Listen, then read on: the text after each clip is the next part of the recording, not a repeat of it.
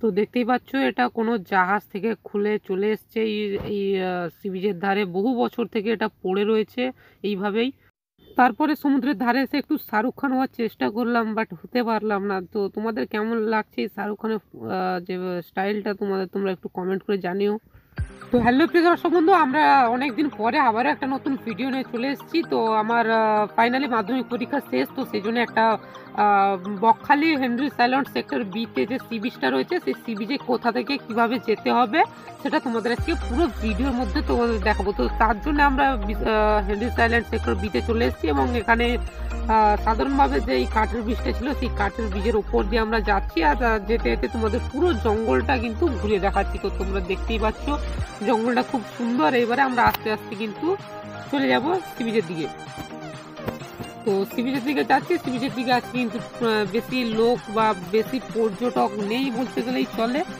আর এখানে আসা মাত্র আমরা যেটা একটা জিনিস দেখতে পেলাম, যে এখানে এই যে লোহার অংশটা আমার কোনো ভিডিও দেখানো নেই। তো এটা প্রায় বহু বছর ধরে এখানে পড়ে রয়েছে।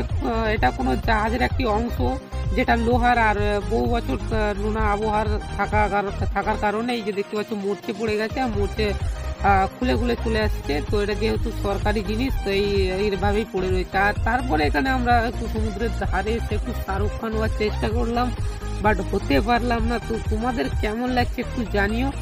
তারপরে আমরা একটু সমুদ্রের ধারে ভালো করে একটু ভিডিও করি। আর এখানে দেখতে পাচ্ছি এখন যেহেতু শীতকাল, তাই আমাদের ওই সি বিচ থেকে অনেকটা দূরেই এখানে আসতে হয়েছে। আর এখানে এসেই যেটা দেখতে পাচ্ছি বেশি পর্যটক এখানে নেই। আর একটু সমুদ্রের জলে নামবো এবং নেমে তোমাদের পুরোটা দেখাবো। চলো আস্তে আস্তে তোমরা দেখতে থাকো।